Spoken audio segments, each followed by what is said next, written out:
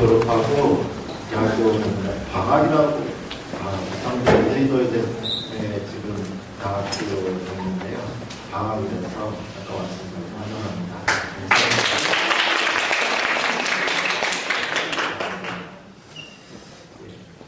아침에 우리 예수님의 순종 그리고 하나님의 영광이라는 제목으로 말씀 나눕니다. 기도합니다.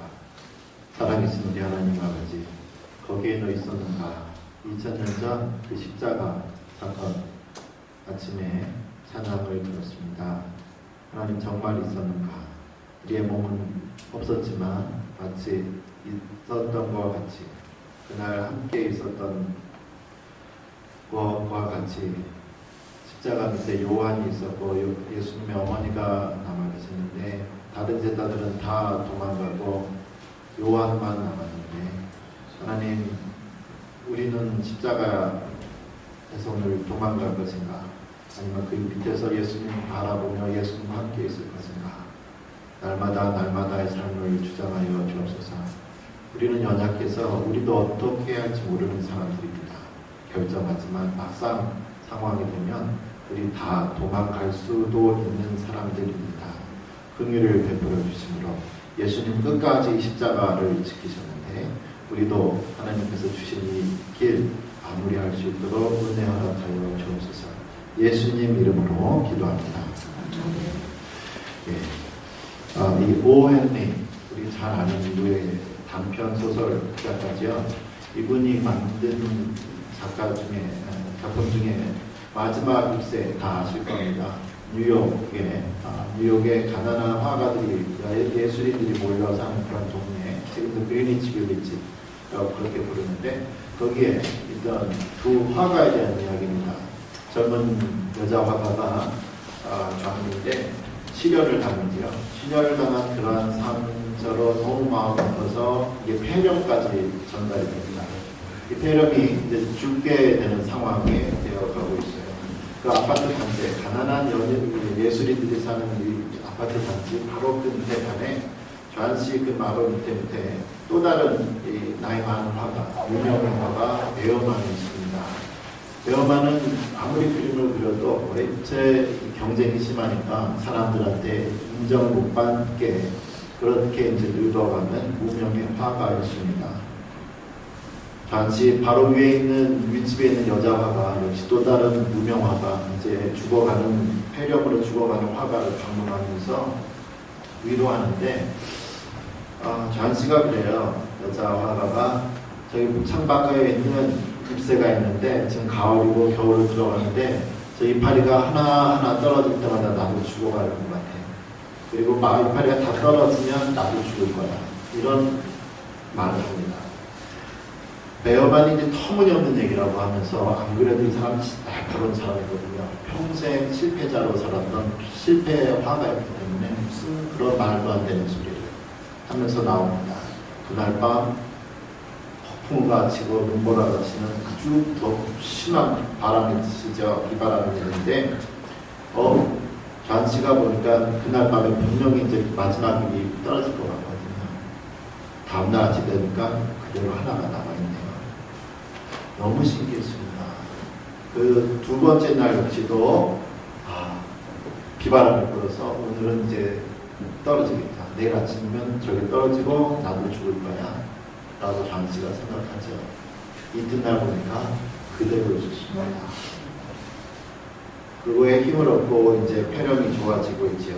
그런데 사실은 그 이튿날 둘째 날 동안 두 달 동안 지난 이틀 동안 이 베어만이 자기의 평생을 한번 역장 만들고 싶어서 이파리를 그렸죠. 비바람 맞으면서 그 노인. 그리고 이틀 동안 또 지어지면 또 둘째 날도 그리고 해서 좌안씨는 그걸 보고 생명을 살았고 베어만은 늙은 고령의 나이였기 때문에 폐렴을 앓고 이틀 만에 죽습니다. 이게 이제 소설의 내용이죠. 이 단편 소설을 통해서 오헨리가 우리에게 가르쳐주고 싶은 것은 물질 문명과 성공하는 사람만이 살 수 있다라는 이러한 사회에서 그 희생 그리고 사랑을 가르쳐주고 있습니다. 한 사람 베어만의 희생과 죽음을 통해서 또 다른 사람, 좌안씨가 살아난 이러한 모습 이야기에 우리 오늘 예수님 다시 한번 생각해 보게 됩니다. 한 사람 예수 그리스도가 죽으심으로, 한 사람 죽으심으로 우리가 살았습니다. 그게 이제 오늘 본문에서 예수님 말씀하시는 것이죠. 하늘의 밀알이 떨어져서 그대로 있으면 아무런 열매를 맺지 못하지만 하늘의 밀알이 떨어져 썩어서 죽으면 많은 열매를 맺는다. 우리 예수님 말씀하셨습니다. 그러면서 더 25절에 말씀하시기를 자기 생명을 보존하는 사람은 잃어버릴 것이다. 이 세상에서 그러나 자기 생명을 버리는 사람을, 자기 생명을 미워하는 사람은 영생을 얻을 것이다. 같은 맥락의 말씀을 하고 있습니다.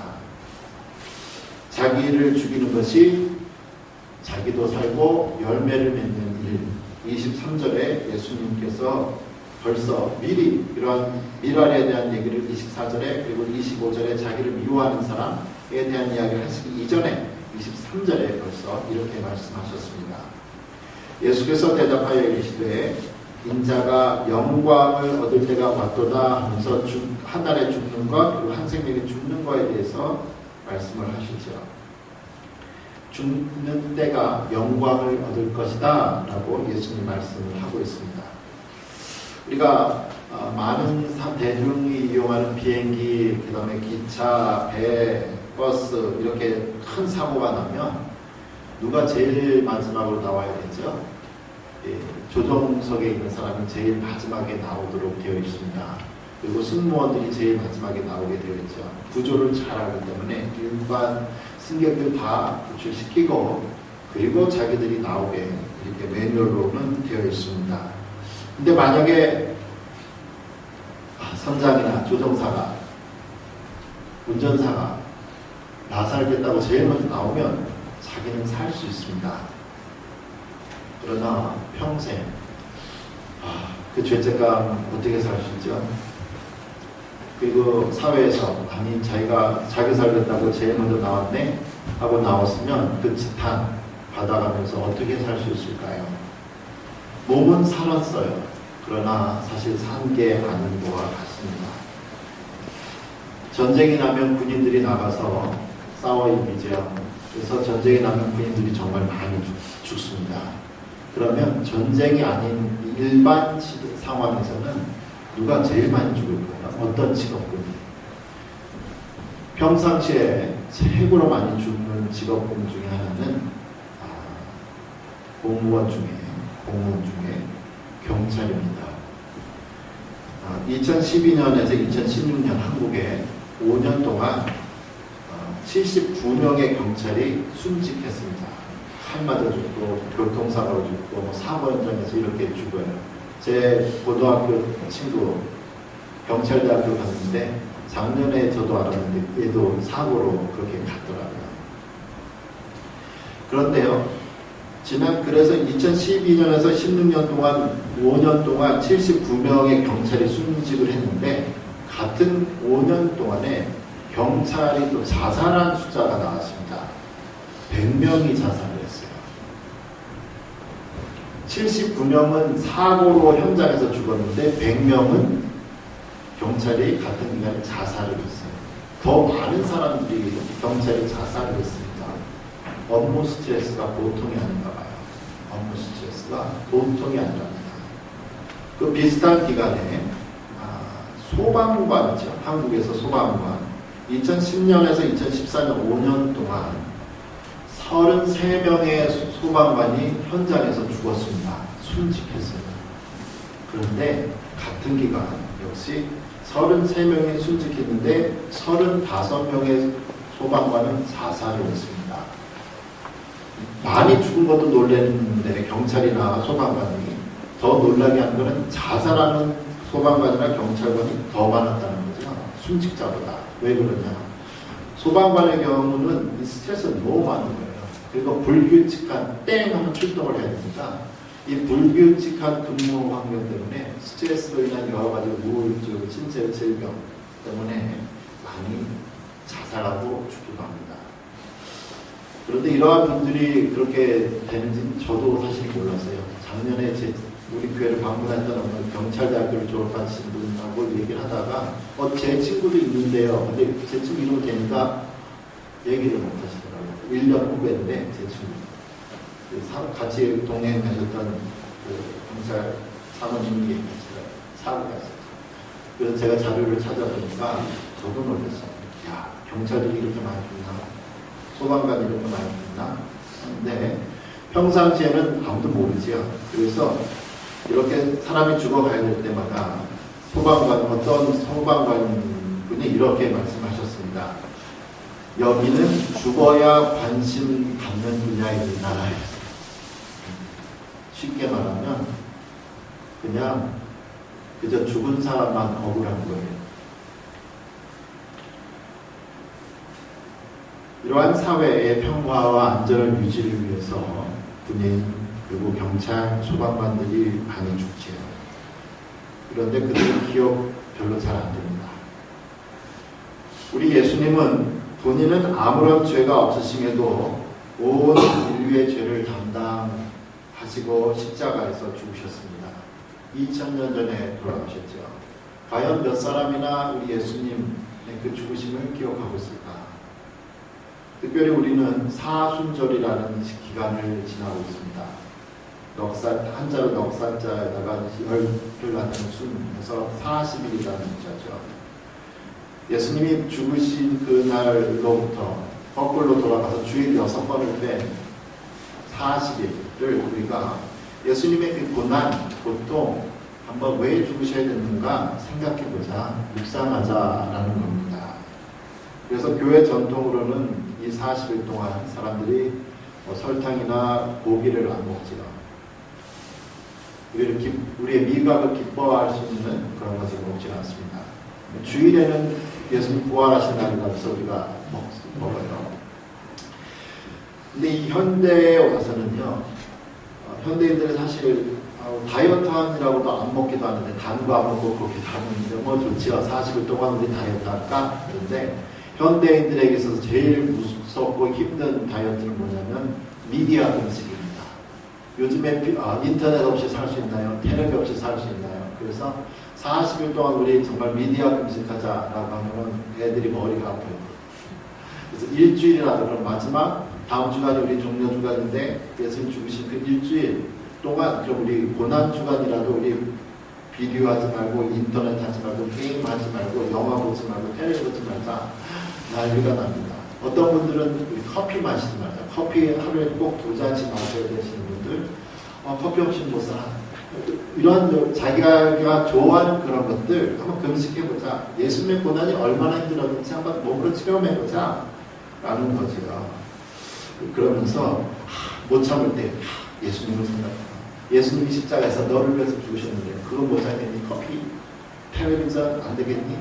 그래서 우리를 한번 내가 당하는 고난과 예수님의 고난 한번 생각해 보게 되는 거죠.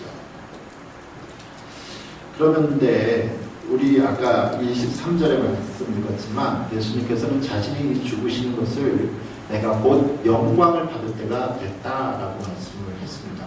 죽음의 시간이 곧 영광의 시간이다라고 말씀했습니다. 무슨 뜻일까? 올림픽 되면 모든 운동 경기나 아니면 음악 연주라도 무슨 경쟁에서 경연대회에서 물을 따기 위해서는 금메달을 따든지 2등을 하든지 1등을 하든지 무슨 순위에 들기 위해서는 그 과정을 지나야죠. 경기 대회에 도착해야 됩니다. 결승점 하면 이제 상을 받는 것이 다 된 거죠. 지난 몇 년 동안 연습했던 거, 피땀 흘렸던 거, 못 자는 거, 이제 결과물이 나타나는 그러한 시점입니다. 삶을 다 마무리하는 시간. 이제 예수님의 결승점이 다가왔습니다. 이 땅의 사역, 30년 사시고 3년 사역하시고 결승점, 십자가가 예수님의 마지막 결승점이죠. 여기 다 끝나면 이제 영광이 온다라고 이야기를 하고 있습니다. 우리 각자 그리스도인 한 사람 한 사람에게도 십자가 길이 있다. 우리 예수님 말씀하시죠. 누구든지 나를 따르려거든 각자에 있는 그 십자가를 지고 나를 따르라. 예수님 말씀을 하고 있습니다. 무거워요. 그런데 이 말씀에 대해서 예수님은 다시 말씀하시기를 십자가를 지면 십자가에서 하늘의 미랄이 떨어져서 썩어서 죽으면 많은 열매가 있다. 죽는 길이 사는 길이다 라고 말씀을 하고 있습니다. 죽는 길이 사는 길이다. 무슨 뜻일까? 하늘의 미랄이 떨어져서 죽는다는 건 무슨 뜻일까? 한국에서 직장생활 사실 저는 안 해봐서 모릅니다. 제가 해본 직장생활이라고는 대한민국 방위병으로 18개월 있으면서 그때 다달이 6,350원인가 받은 거, 그게 제가 받은 직장생활이 사실은 다 아니고요. 나머지는 다 공부하고 유학하고 이렇게 되어 있는데, 한국에서 일반 사회에서 기독교인들이 직장 생활하려면 참 힘이 들다고 합니다. 저도 얼마 안 되는 그 짧은 출퇴근하는 방위 생활하면서도 끝나면 5시 땡 치면 집에 나가지고 술 마시러 가자고 해가지고 힘들어요. 그러면 일반인들이 어떻게 살아야 되나? 일반 직장인에서 생활하면서 어떻게 그리스도인으로 살 수 있을까? 쉽지는 않다고 합니다.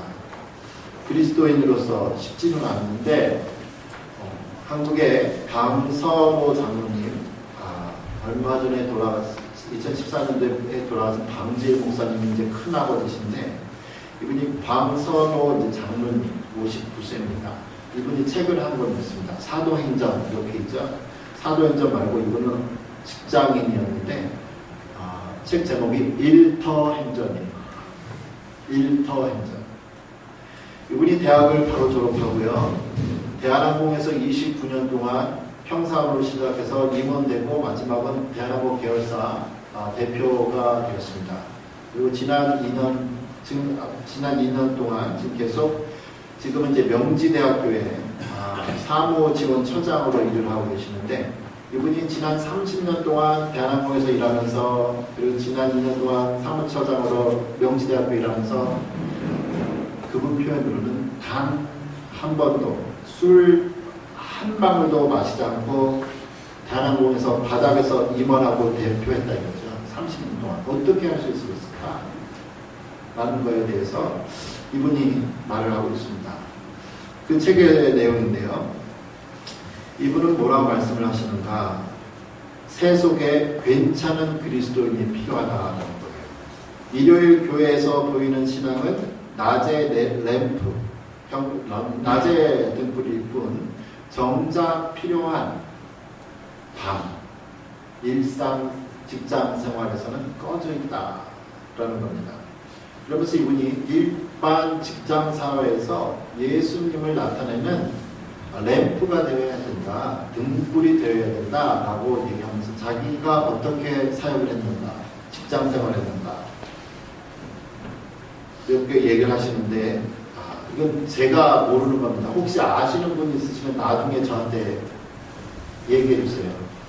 혹시 탬버린 사역이 뭔지 압니까?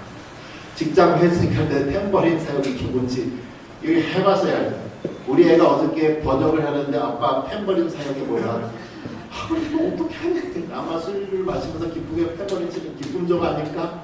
이걸 어떻게 해석하지? 나도 모르겠다. 그래서 해석은 안 했습니다.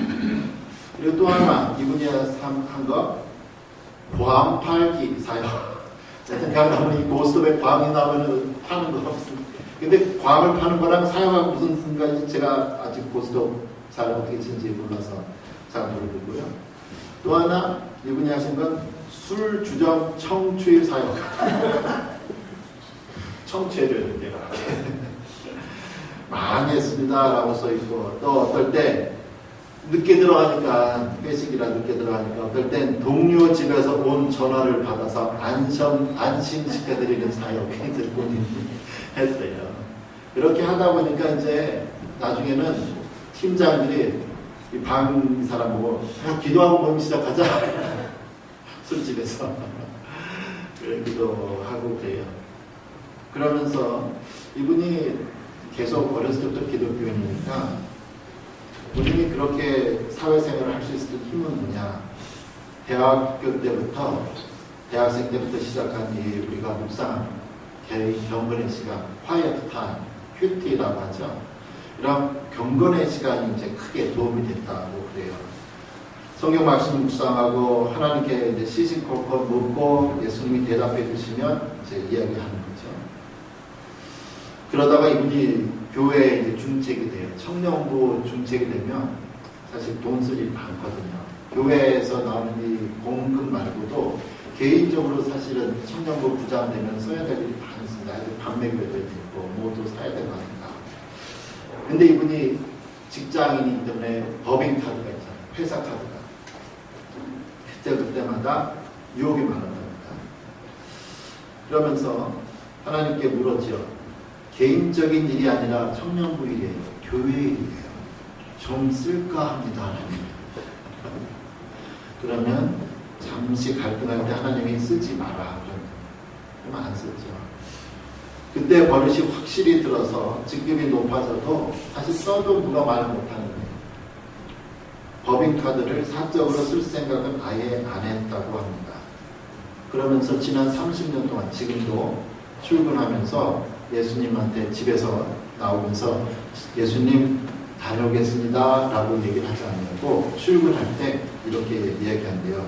예수님 저랑 함께 출근하시죠. 직장이 곧 사역터니까 예수님 나타나야 될 터니까 갈등 순간마다 예수님 함께 가시죠. 나 좀 도와주세요. 이처럼 우리 모든 사람들이 다 직장 생활을 하지 않습니다. 어떤 분은 주부로 집에 일하고 일도 하긴 하지만 집에 있는 전업주부이든 직장인이든 우리 모두 다 신앙과 현실 사이에서 어떻게 어떠한 결정을 내려야 되는가 갈등하고 고민합니다. 특별히 이 베트남의 이 호치민이요. 공산화를 이룬 호치민이 가장 사랑했던 책이 하나 있습니다. 정약용의 목민신서입니다. 호치민이 죽어서 관에 유언으로 남긴 책, 내가 관에 들어가면 목민신서 같이 넣어라. 그래서 호치민의 그 관에 같이 들어가 있는 책이 이 목민신서예요. 이 목민신서, 청렴결백하게 관리가 되어서 백성들을 가르친다, 다스린다라는 책이죠. 저도 이 책을 몇 번 읽어봤는데요. 이 책에 보면 제가 두 가지가 저도 정말 아직 헷갈린 게 있습니다. 이게 뭘까? 어떻게 해야 되는가? 어느 선까지 해야 되는가? 그 중에 하나는 뭐냐면 전임자가 해놓은 것은 반드시 고쳐야 될 일이 아니면 고치지 마라. 반드시 고쳐야 될 일이 아니면 그냥 가만 놔둬라. 이 남쪽에 계신 그 서던 파트에 계신 미국 분에 계신 분들은 if it's not broken, do not fix it. 그런 표현이 있습니다. 무슨 뜻이냐 하면요. 그 책에 보면 전임자가 아무리 못된 전임자라 해도 그 사람을 좋아했던 사람이 있다는 거예요. 백성들이. 그렇기 때문에 그걸 다 없애면 그 사람을 좋아했던 사람이 마음에 상처가 있으니까 한 번에 다 바꾸면 안 된다가 있습니다. 그리고 또 하나, 이게 두 번째가 제가 따르기가 참 힘든 부분이 하나가 있는데 이해가 안 되는 부분이고 어디까지가 그 선인지를 잘 모르는, 제가 모르는 게 있는데 뭐냐면은 너무 깨끗하게 하려고 하지 마라. 이야기는 법대로 하려고 하지 마라. 법대로 하지 마라. 인정이 있을 게 일을 처리해야지 법대로 일을 처리하려다가 사람 상처입니다. 여러분 생각에는, 우리 생각에는 악한 폭정을 하는 사람이 나쁘겠습니까? 아니면 너무 청결해서 법대로 하는 사람이 악하겠습니까? 일반 백성으로 살게. 이 목민심서에는 그 중국에 있었던, 그 다음에 고려나 신라나 조선시대에 있었던 많은 이런 예들이 나와 있는데요. 이 정약용은 말을 합니다. 모든 것을 법대로 하려고 하는 깨끗한 청렴결백한 수령보다 악하지만 인정이 있는 수령이 오히려 더 백성들 편에서는 좋다고 얘기해요. 사람 팍팍하면 힘들다는 거예요. 그래서 거기가 우리가 헷갈리는 거죠. 그럼 어디까지 이걸 해야 되는지, 이게 이제 우리가 갇혀져 이제 갈등하면서 결정을 내려야 되는 겁니다. 예를 들어서요, 레미제라블을 하잖아요. 장발장의 경감, 자베르 경감, 법대로 했어야 되거든요. 법대로 했기 때문에 이 장발장 평생 쫓아가려고 했잖아요. 감옥에 들어가요. 그래서 어디까지가 우리가 해야 되는가, 어느 선인가 생각해보게 됩니다. 우리의 신앙인으로서 신앙과 이 현실 사이에서 우리는 어떠한 결정을 내려야 되는가, 무엇을 기준으로 내려야 되는가. 예수님께서 26절에 이렇게 말씀하시죠. 사람이 나를 섬기려면 나를 따르라. 나 있는 곳에 나를 섬기는 자도 거기 있으리니 사람이 나를 섬기면 내 아버지께서 그를 귀히 여기시리라. 예수님처럼 하면 좋겠다. 예수님처럼. 예수님이 뭘 하셨나? 다시 한번 보죠. 우리의 모든 결정의 중심은, 기준은 예수님이셔야 되는데, 그러면서 예수님이 나를 따르라고 하셨는데 27절과 28절에 보면 이렇게 되어 있습니다. 지금 내 마음이 괴로우니 무슨 말을 하리요? 아버지여 나를 구원하여 이 때를 면하게 하여 주소서. 그러나 내가 이를 위하여 이 때에 왔나이다. 아버지여 아버지의 이름을 영광스럽게 하옵소서. 이제 곧 십자가에 줄 상황이 다 됐단 말이에요. 그런데 이 잔을 좀 내게 옮겨주십시오. 힘듭니다. 그러나 내 마음대로 하지 마시고 하나님 뜻대로 해주십시오. 우리의 모든 결정의 기준은 무엇인가? 내 뜻이 아니라, 내가 살려고 하는 것이 아니라, 나는 죽고 하나님을 나타내려, 나는 죽고 하나님 영광을 나타내려고 해야 되겠다. 그래서 성경에 보면 내가 살고 하나님은 죽었을 때의 우리의 마음 상태를 이렇게 디모데 후서에서 바울은 말을 하고 있습니다. 이렇게 읽지요. 너는 이것을 알라. 말세의 징조. 하나님은 죽고 나는 살아있는 그러한 말세의 징조가 있는데, 2절에 사람들이 자기를 사랑하며 돈을 사랑하며 자랑하며 교만하며 비방하며 부모를 거역하며 감사하지 아니하며, 저 같은 경우는 부모를 거역하며 이 부분을 우리 애들한테 강조하죠. 거룩하지 아니하며 무정하며 원통함을 풀지 아니하며 모함하며 절제하지 못하며 사나우며 선한 것을 좋아하지 아니하며 배신하며 조급하며 자만하며 쾌락을 사랑하기를 하나님 사랑하는 것보다 더하며 경건의 모양은 있으나 경건의 능력은 부인하니 이 같은 자들에게서 내가 돌아서라 하십니다. 이런 구절을 우리 읽으면 참 부담이 되는 부분인데요. 원통함을 풀지 않는다. 꽉 꼬여있는 게 있잖아요. 꽉 꼬여있으면 꽉이라는 단어를 해도 이게 인상이 꽉 하니까 찌그러질 수밖에 없어요. 오장육부도 꽉 찌그러지는 것 같아요. 동아줄이 있죠. 밧줄이 있습니다. 밧줄이라도 원래 처음부터 다 꼬여있는 게 아니잖아요. 지푸라기로 만든 새끼줄로. 원래는 다 평범한 일직선의 줄들이었죠. 근데 꽈예요. 꽈서 단단하게 꽈합니다. 이거 풀려내면요 힘들어요. 이 동아줄이나 펴도요 새끼줄 꼬아있는 거 다 억지로 펴놓으면 계속 꼬아지는 모습으로 있습니다. 우리 인생에 있어서 뭔가 꼬아져 있는 거, 꼬아져 있으면 내 속도 꼬아져 있어서 건강에 안 좋을 것 같아요. 빨리 풀어야 얼굴도 편해지고 내 속도 편해질 것 같습니다. 건강이 좋아질 것 같습니다. 이처럼 날마다 선택을 하는 거예요.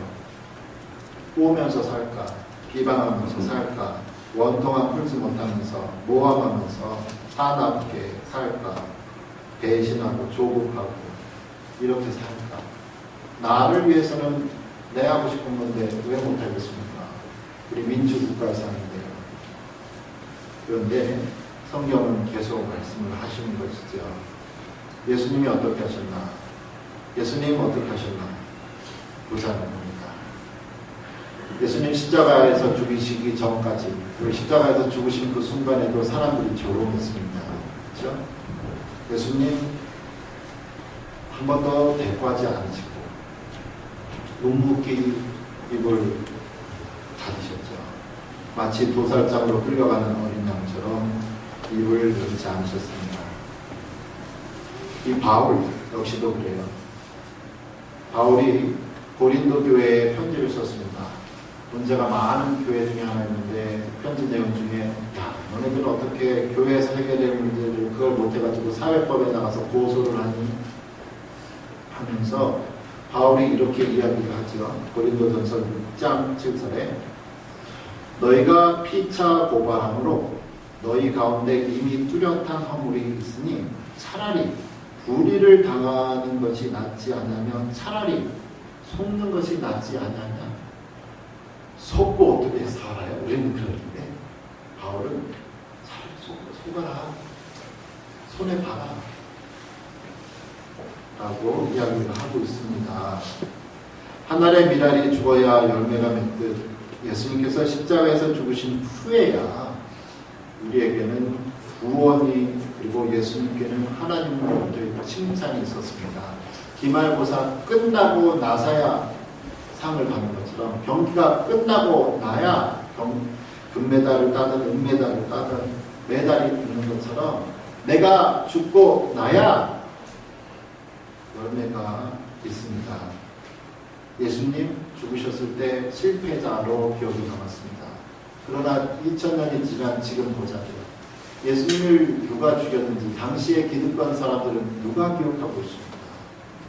예수님 이름 기억되고 있고 예수님 태어나신 날 온 세계가 축하하고 있습니다. 부활절이 기독교 나라든 아니든 나라든 다 지켜지고 축하해주고 있는 나라가 많이죠. 나에 대한 평가는 어떻게 될 것인가? 예수님의 평가는 죽음 이후에였습니다. 나에 대한 평가는 어떻게 됩니까? 예수님 당시 기득권자들은 자기들이 기득권인 줄 알았는데 다 죽고 나니까 기억도 안 남는 그러한 일인데 나는 어떠한 사람인가 이거죠. 지금 좋은 이름으로도